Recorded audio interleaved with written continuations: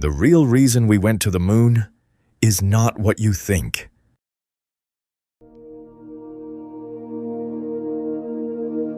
There was a time when humanity looked at the sky not with curiosity, but with a quiet, underlying fear. Not because of what was out there, but because of what was happening here, on Earth.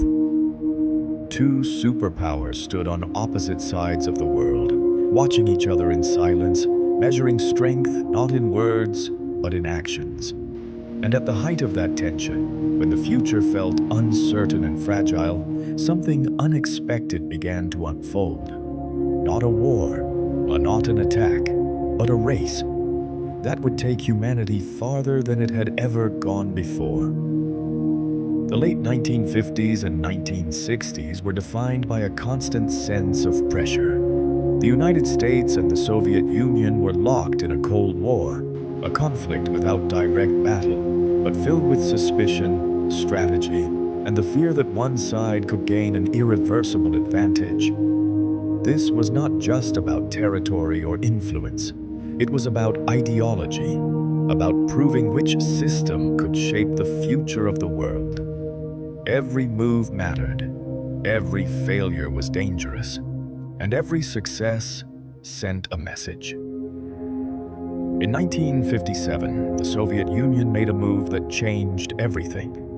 They launched Sputnik, the first artificial satellite in history. It didn't look like much, just a small metallic sphere drifting through space. But its presence above Earth meant something far greater. It meant that the Soviets had reached beyond the planet first. It meant they had the technology to send objects into orbit, and potentially much more. For the United States, it wasn't just a scientific milestone. It was a warning. And the Soviet momentum didn't stop there. They sent the first living creature into space. Then, in 1961, they achieved what many thought would take decades. Yuri Gagarin became the first human to orbit the Earth. For a brief moment, he was the most famous man alive.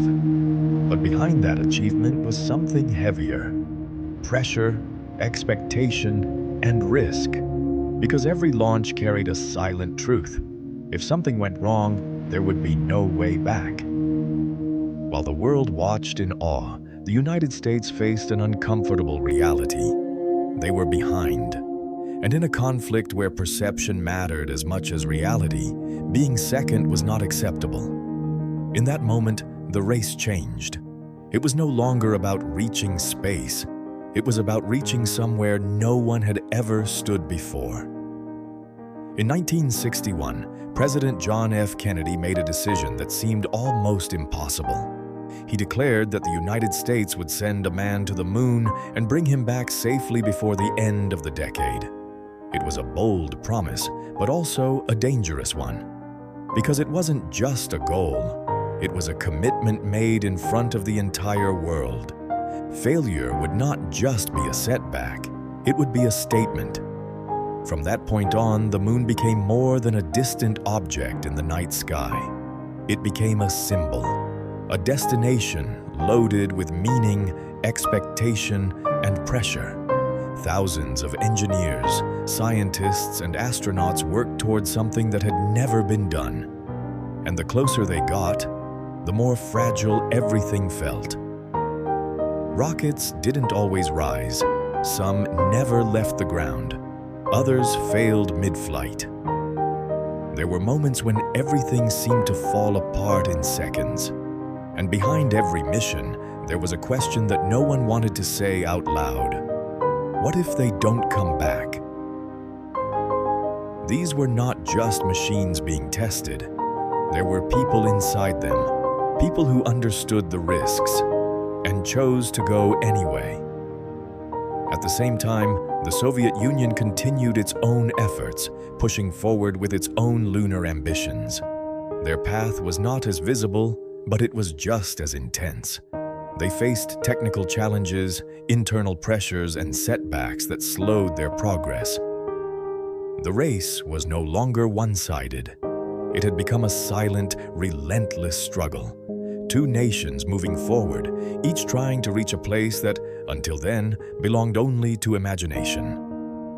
And then came 1969. After years of tension, failure, persistence, and quiet fear, Apollo 11 approached the moon.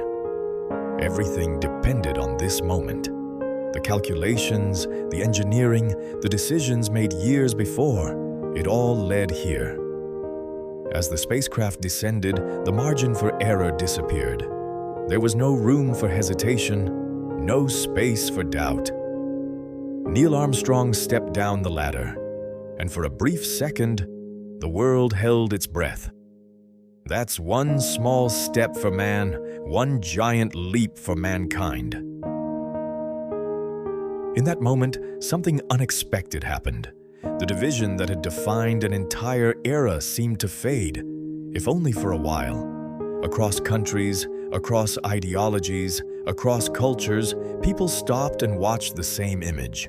Not as Americans, not as Soviets, but as humans, witnessing something that had never happened before. But here is the part that is easy to overlook. We often remember the moon landing as a triumph of unity, of human achievement at its highest level. And in many ways, it was. But the truth is more complex, because we did not get there through unity. We got there through rivalry, through fear, through the need to prove who was better. It wasn't cooperation that accelerated progress. It was competition. The same tension that divided the world was the force that pushed it forward. Without it, the urgency might not have existed. The resources might not have been committed. The impossible might have remained impossible. And that is the contradiction. One of humanity's greatest achievements was born not from harmony, but from conflict. Not from shared purpose, but from opposing visions. And yet, when we look at that moment, the first step on the moon, it doesn't feel like a victory over someone else. It feels like something bigger. A reminder that beyond all divisions, beyond all systems and disagreements, there is something deeply human that connects us. A curiosity that cannot be contained. A desire to explore, to understand, to go further than we ever have before. So maybe the real question is not why we went to the moon. Maybe the real question is what it says about us, that we needed a race to get there, and what we might be capable of, if one day we chose to move forward not as rivals, but as one.